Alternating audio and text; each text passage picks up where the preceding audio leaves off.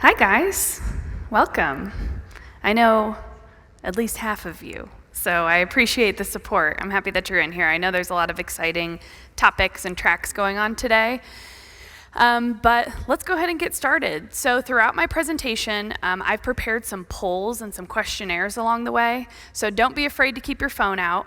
And actually, we're gonna get into one right off the bat at the beginning, and I would like to know why you're here. So maybe you currently run a company, maybe you work in customer support, maybe you want to work in customer support, or maybe all those other sessions just didn't seem as cool as this one, and that's fine too. So I'll give you guys a second. If you just hop onto slido.com, and the room number is U616. And I'll let there's some more people coming in too, so get comfortable, you've got time, we're good.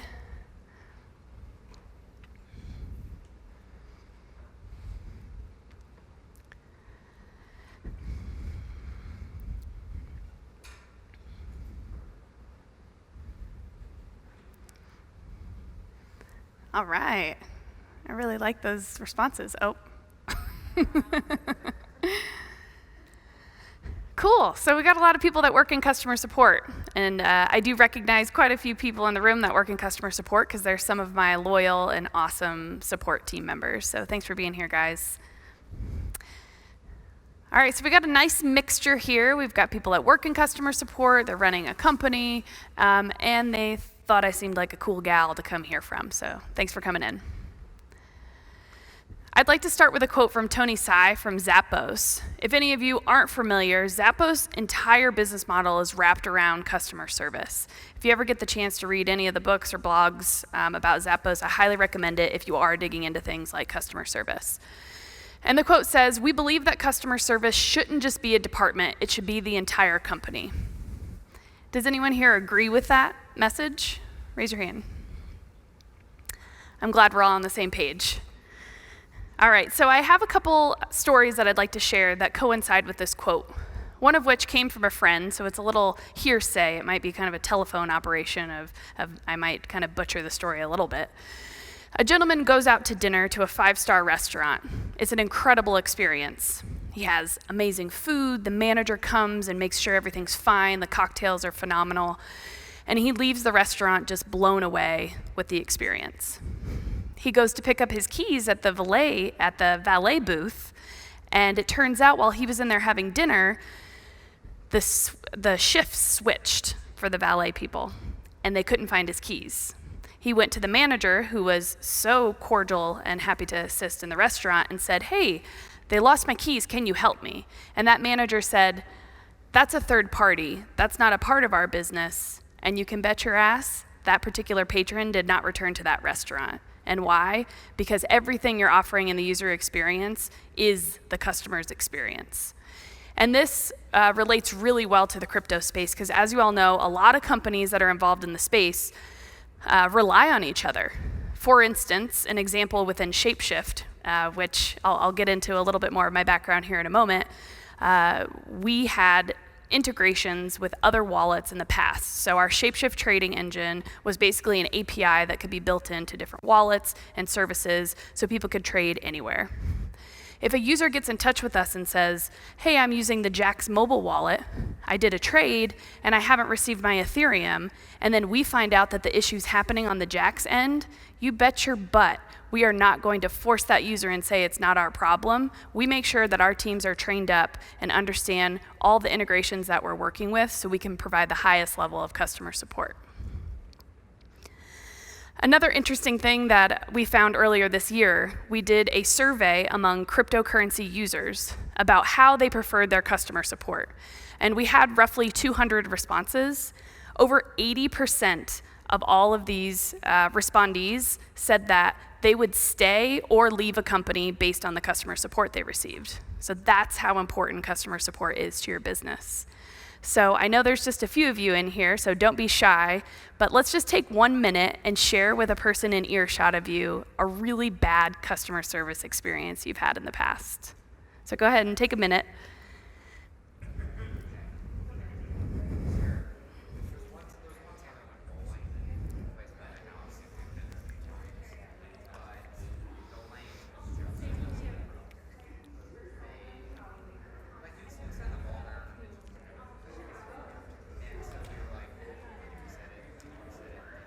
Oh man, I see some faces just going.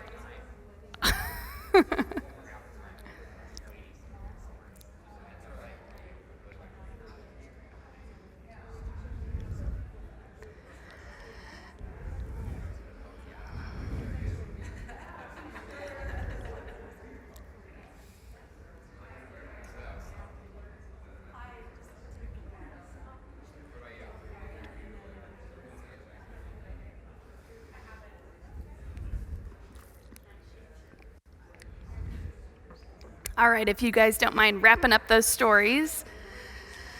I love the participation. Thank you guys so much. So I'm going to pick on a couple of you. The story that you heard from her, what did it make you feel like? Were you frustrated? Do you think she should have left and never used that service again?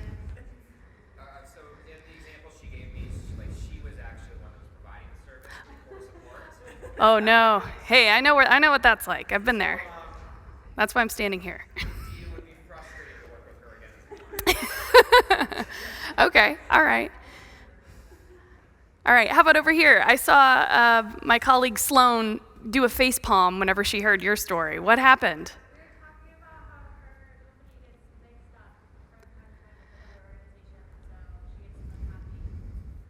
Yeah. Yep, I hear that. As you know, I work for Shapeshift, so that happens to us a lot with people that are in the shapeshifter communities. You know, the people that shift from lizards to humans. Yeah, we're familiar with getting mixed up with other communities and organizations. Great, yeah, really appreciate the participation there. All right, so I'd like to get started with a little bit of a story time and kind of explain to you why am I standing up here, why am I any source of authority on the topic of customer support. So it was probably 2007, 2008, and the bank bailouts were happening. I was in college, and I discovered, or I should say uncovered, the fact that the Federal Reserve could print money whenever it wanted with no regard to debasing the value of the currency of the people that live in this country. And I was pissed. So what I did was start a lifetime of activism at that point in time. And one could say I was pretty woke. So I spent a lot of time on street corners protesting the Federal Reserve, protesting the monetary policy in the US, and educating myself about the central banking systems all around the world. And what this did was lead me into a career of alternative currencies. Thus, I'm standing here today at a cryptocurrency training conference. So worked in the gold and silver world for a while, worked for a company named Amagi Metals, which was one of the biggest Bitcoin to gold providers back in 2014. And then when I found out there was an opportunity at Shapeshift, I said, I don't care what I'm doing, I'll go get your coffee for you. I want in that company. I want to work in crypto because if I can do anything with my life that can continue this message, it's work in the crypto industry. So that's why I'm here today. So I started in March of 2016. Let's go back, actually. I started in March of 2016, before we went to the moon. And actually, it was roughly 21 hours after Shapeshift had an internal hack. And I don't know if you all have heard about the story. If you haven't, I highly recommend checking out the blog post. It's called Looting the Fox. It's a riveting story. I think it could be turned into a screenplay, to be quite honest. Heartbreaking, but it was such a valuable lesson we learned as a company at that point.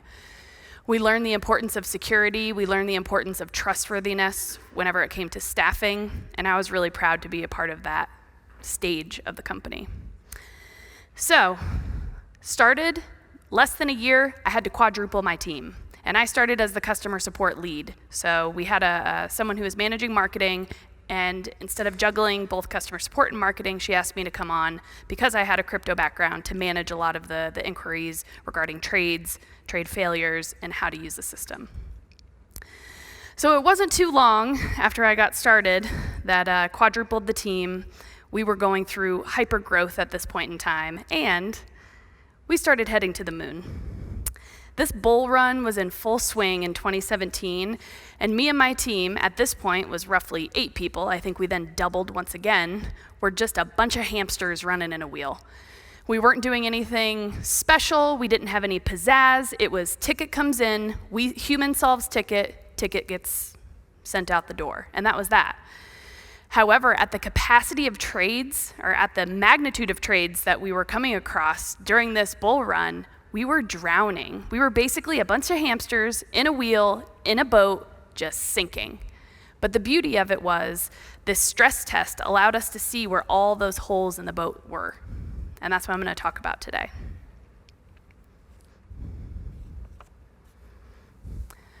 So our customers were pretty upset. This is actual picture of me, and it was like Christmas time of December 2017. We had over 27,000 tickets in our backlog. And this isn't strange to what the rest of the cryptocurrency community was dealing with at the time. It was devastating. There would be periods of time where I would work until 3 o'clock in the morning and wake up and the work was for nothing because 2,000 more requests came in overnight. It was incredible. And it happened very quickly that our wait times for users went from anywhere between 48 to 72 hours to over 2 weeks. I mean, good luck. And of course, we had the users that would reach out to us that deposited 10 Doge into our system and said they were going to sue us. Those were typically the loudest, were the Dogecoin depositors. And then on the other side, though, you'd have the woman that would reach out and say, hey, I accidentally hit the send max button, and I just sent you my life savings. Could you send that back to me? Yeah, on accident. Whoops. So we dealt with everything in the book you can imagine. And at that point, we were just living, breathing, and eating customer support tickets. And this meme actually isn't accurate enough because it was Saturday and Sunday. There was no days off at this point in time. So I'm curious, and once again, since we have an intimate crowd, don't be afraid to raise your hand and shout out your experience. Did anyone have a customer support ticket hanging at a crypto company during this period of time? Okay, you in the glasses, can you tell me what that experience was like, where it was? If it was Shapeshift, I'm here I'm here to hear it, so don't be afraid. How long did you have to wait? Whew. Was it 10 Doge? Okay, good. And how about you? What was that experience like?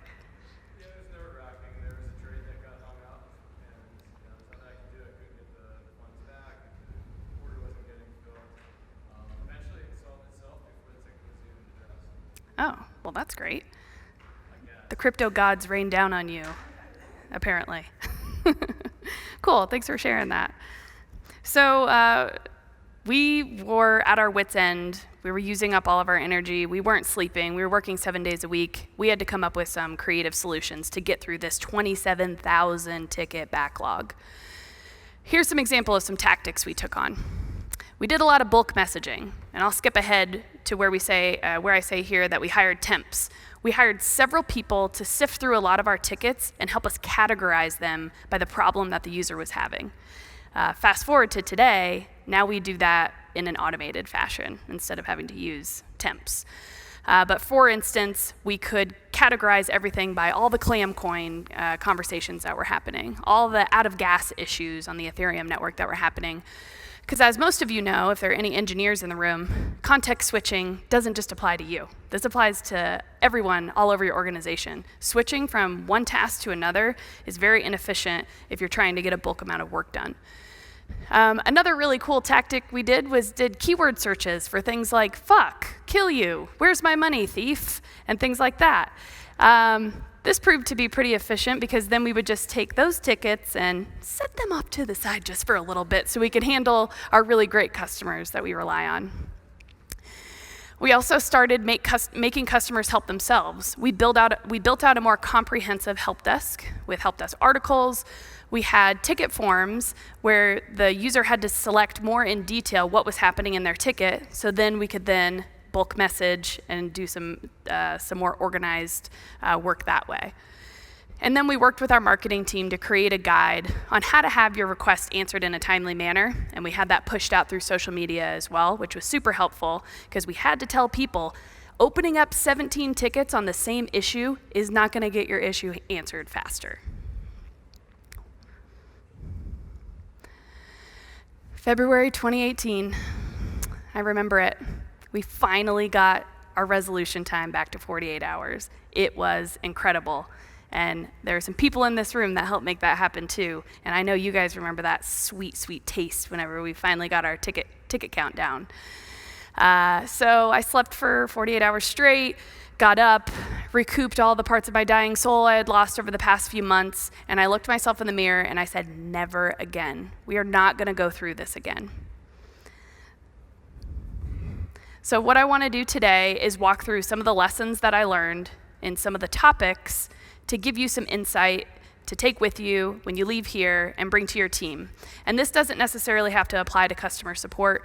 You can apply this to your operations teams and your engineering teams as well. All right, so let's get started. Staffing.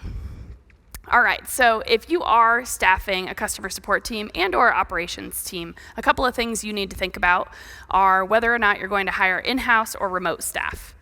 So in terms of deciding which one of these, I think it's a little more difficult to decide whenever you're in the crypto industry, because you have things to worry about like language and security and access. And it's just such a niche industry, and especially back in 2017, 2018, it was hard to find people specialized in customer support and able to support the innovations in the space. Remote staffing is usually what you think of when you hear customer support. You think, oh, an outsourced team, call center somewhere in Asia. And there are benefits to both, but I do highly recommend, as you're building a team, finding out what's going to work best for you and measuring things out like cost, security, and you do have to think of things like labor laws in other countries as well. For instance, I don't know if you've ever heard about what it's like hiring someone from France when you live in the US. Google it. Or I'll just give you a quick synopsis. You can't fire anyone in the EU. It's very difficult to end business relationships if they're full-time employees in the EU. So you have to be really cautious of labor laws in different parts of the world. The second part I have here is calculating your staff needs. This was something I wish someone would have sat down and told me early on to determine how many heads I actually needed in order to handle the volume that we had.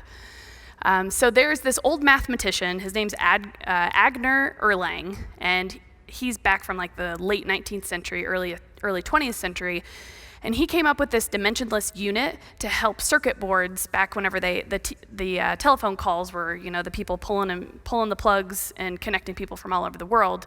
He came up with the formula to determine how many phone calls can happen in certain jurisdictions at any given time. That has then been extrapolated out to calculating staffing needs for call centers. And while at Shapeshift, at least, we don't use phone support, it has helped guide our staffing needs and calculations when it comes to email, chat, so on and so forth. So the right-hand side is just a really small kind of dumbed-down example where you have 500 requests coming in within an 8-hour shift, and each request takes 10 minutes to complete. You calculate in the level of shrinkage and or slippage in a particular shift, like bathroom breaks, meetings, doctor's appointments, sick days, all of those things. And then you come out with, you need roughly 13 and a half agents to get through 500 requests within one 8-hour shift. So this is super important to think about whenever you're building out a customer support team. So next, of course, outside of the tactical side of things, is qualities and more of the people HR side of people you want to hire for a customer support team. So if you guys want to get Slido out one more time, the room code, once again, is U616. And I'd like to know, what are some of the qualities? Oh, someone already added one. What are some of the qualities of a customer support person that you would expect to have? So go ahead and take a moment and feel free to fill in some personality traits that you would look for in a customer support team member. Maybe one of them is, why you so cool? I don't know where that came from. Yeah, so it does say type in a question. Thanks for clarifying, but just ignore that prompt and just type in a word if you'd like. Ooh, yes, I'm so glad someone used empathy. Patient, polite, empathetic, diligent, kind. Awesome. Legit background check. Yes, thank you for ever put that. Positive, competent. Yeah, awesome. Those are great. And one of the biggest ones that sticks out to me and has always stuck out to me is empathy. This is a personality trait that you want to look for whenever you're hiring someone in customer support. You want someone that can feel what it's like to be in your customer's shoes. The crypto stuff, you can train them on that. You can teach them about TXIDs and UTXOs and confirmation times. You can teach them that. It's very difficult to teach another human empathy. So I highly recommend just using resources. One of my favorites is Harvard Business Review. They have excellent coaching items and interview questions if you want to target things like empathy. So while staying on the theme of people stuff, the next section I want to ask you, have you ever started a new job and felt lost? Have you ever walked in on the first day? I had a feeling that is what the outcome was going to be. So thank you for confirming my hypothesis. A lot of people feel like this. This is something I hear about constantly, not even in my own organization, but from friends all over the place, that you start a new job and you have no guidance. So this is something that can be applied anywhere. This isn't just customer support teams, but I highly recommend that you have a plan for training, so you don't end up like Andy here. So plan a training agenda. Make sure you just have the first couple of weeks planned out. This is going to ensure consistency in your customer service. This is going to ensure consistency in your onboarding experience. And it's also going to make you look really good when that turnover happens and that person goes to another job. They're going to talk about how great it was to work in your organization and how much they learned and how hands-on the team was with them. One of the mistakes I learned from early on was documenting standard operating procedures. This is tough, especially in the startup world. It's like, nah, we'll figure it out. I'll just tell Bill how to do it. I'll just tell Haley how to do it. But instead, you need to be documenting this. And we all have easy access to documentation. Organization with Google Docs, like all you have to do, build a really great folder that just says SOPs for customer support, SOPs for operations, whatever it is, and start documenting those early and often. And a derivative problem from not documenting SOPs is this tribal knowledge phenomenon that exists in a lot of startups. I don't want to say tribal knowledge is a bad thing. I think it's organic, and I think it's awesome whenever people are extra absorbent and just get things and run with it. But I do want to warn against tribal knowledge staying within one part of your organization and not getting disseminated to all parties. Because then you run into that bus rule, right? Like, what if so-and-so gets hit by a bus and they had all the knowledge, and now what are you going to do? And then I mentioned security training as well. In the crypto industry, it's something I'm sure there's plenty of talks that I saw throughout the schedule that are going to cover security, but it's something that you definitely need to be thinking about with your customer support team as well.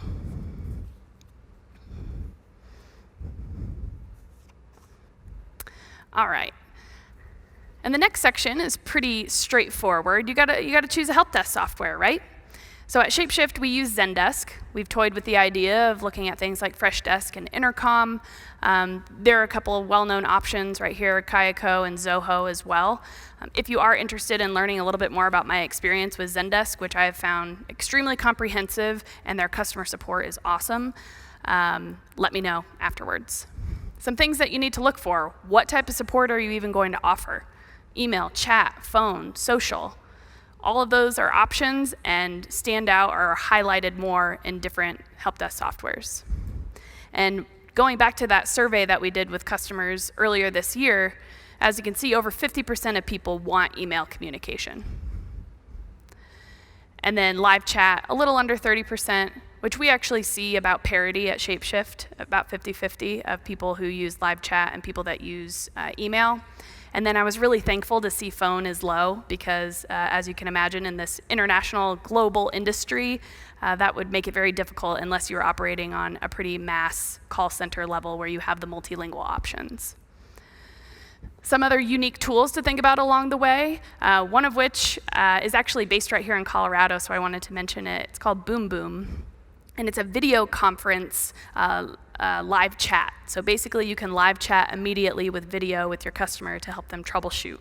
That might not always be welcome in the crypto space because of privacy reasons, but there are times where you need that extra layer of communication.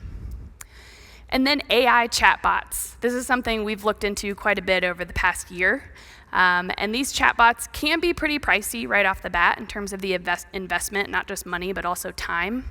But people like Coinbase use AI chatbots. If you ever hop onto their live chat, you're not talking to a person right away. There's a machine learning mechanism that has those chatbots responding to you just like an agent. It's pretty cool. And that company is called Ada. It's ADA if anyone's interested in looking into it.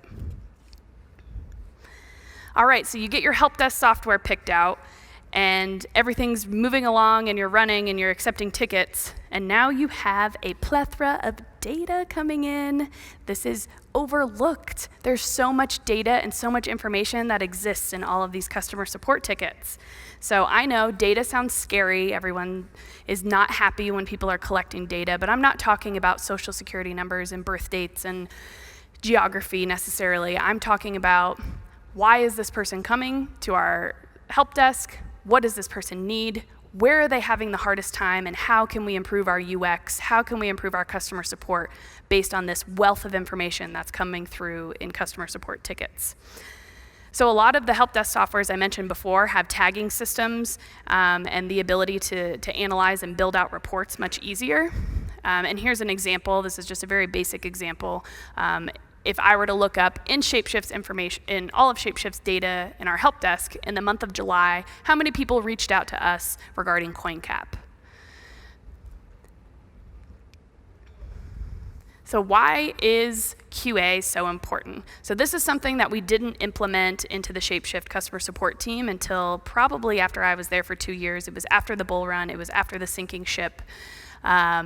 And we have found it incredibly helpful at this point. We're able to measure quality in terms of our user or our agents meeting the expectations of friendliness, resourcefulness, empathy, and all of that with our customers, as well as gathering all of this data to find out how we can improve our user experience. So why is building these systems so important? You can investigate recurring issues and find the solution. You can get inspired to create new automations and workflows. And you can set service standards with things like customer satisfaction scores. And then, like I showed you previously, easy reporting. And what's really great about the easy reporting is you can share that with the rest of your company and share your successes.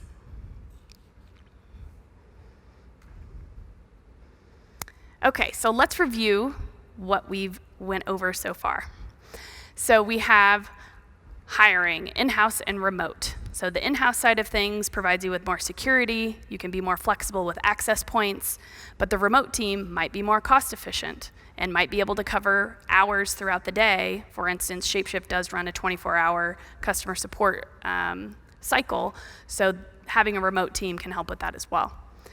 The Erlang formula, if you hadn't heard about it before, I highly recommend using it moving forward if you're staffing, even if maybe it's for an event and or maybe it's for your help desk. Honestly, you can just Google Erlang calculator. There's tons of them online, and just start plugging and playing with different metrics. And then we talked about software options and the different types of help desk softwares you can use, training your team and why it's so important to be a part of the guiding process the second they come into your team, quality assurance, and data that comes from looking at all of the data through all of your correspondence with customers. So I really appreciate you all letting me share some of my failures, some of the mistakes that happened through the bull run. Hopefully there's something that you can take away today to bring to your team to help make it better and hopefully avoid these mistakes in the future. And one thing that I always remind myself of is if I'm failing, if I'm falling on my face, so long as I'm getting back up, I am growing. So keep that in mind in the future as you guys take on to your teams. And if anyone has any questions, you can add it into Slido right now, and it will populate up on the screen. Oh, did I miss another funny thing? Oh, here we go. How many tickets did you get today? That's a great question. Last time I checked, we had about 30 tickets in the queue, and only 5 of them were new.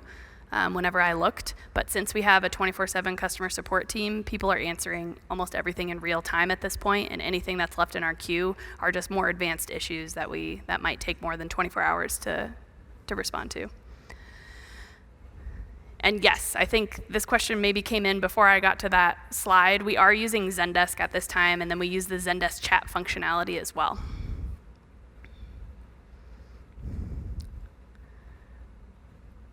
No, I'm not familiar with open source ticket and chat systems. However, Zendesk did just launch their own kind of open source chat bot code that people can then build on top of and build the UX on top of, which I think is really cool, or the UI, I'm sorry. So I'm not too familiar with that, but I would love to hear about it. Whoever entered that on the open source chat and ticket, if you want to talk to me afterwards, I would be really interested in hearing about that. How often do block explorers go down? What a good question. Yeah, so especially during the bull run, we saw block explorers go down, I would say daily, or at least they would fall behind in terms of the blocks they were reporting from. So nowadays, we don't see it happen as often. One of which that we're the most dependent on is Etherscan, and as you probably know and have experienced in the past year, it's pretty seldom. I'd say Etherscan has went down 2 or 3 times that I'm aware of in the past year, so it hasn't been too frequent. How do you know how much staff to hire in such a volatile industry? Are temps the answer in a bull market? Yeah, that's a really great question. So we've kind of moved to a hybrid model at Shapeshift, and I think this is the direction that we're going to go for the future, where we have an outsourced team of contractors in Asia currently that is a little bit more flexible in terms of we can expand and contract that particular team easier than we can with an in-house team. So our in-house team is quite lean, and our goal with the in-house team is to be able to manage escalations and anything that's like tier 2 and above. They're not managing a lot of the tier 1 work, if that answers that question. It's really difficult, but so far we've learned that this hybrid model of in-house and remote has worked the best. Onboarding for new team members at Shapeshift. So I'll speak on behalf of our department. Right now, we're actually onboarding 2 new team members to our remote staff, and they have a complete week 1 to week 4 schedule. And the beginning, because nowadays we're not focusing as much on hiring people with crypto knowledge, instead we want to hire people who have these really strong personality traits that make for a great customer support experience. So we have agents starting, and honestly, the first couple of weeks, we're inundating them with the crypto experience. We're having them watch all the videos of Crypto 101, what is a wallet, how do transactions work, what does an immutable ledger mean, and we're breaking down a lot of that jargon for them and spending a lot of time talking about the history of Shapeshift. So a lot of that's within the first couple of weeks, and we're doing basic things like find an address on this wallet, find me a TX ID, now do a trade, and we watch you do the trade. Now learn how to do a trade from a hardware wallet. So a lot of it is just learning the anatomy of the system and some basic crypto skills. And then we move more in detail to the main errors, like the top 20 to 30 issues that come in. We focus on those, and then within 4 to 5 weeks, a lot of these agents are answering tickets on their own. But like I said, for the remote teams, it's typically tier 1 style questions that they're responding to.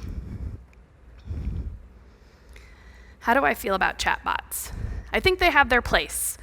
If we were to go back to my help desk softwares that were recommended, the Kayako company has really been promoting this, we're humans, you're going to talk to a human, because a lot of people are really turned off when they have to talk to a robot, or they get a robocall, or they're talking to someone that they just don't think understands what's going on. I think the technology is becoming more and more sophisticated. So like I was mentioning before, the AI chatbots that are based on machine learning. So yes, you're talking to a chatbot, but it's a chatbot that was trained by a real person. So I'm really open-minded to it. I think the technology has improved quite a bit, but I'm sure it still has quite a way to go.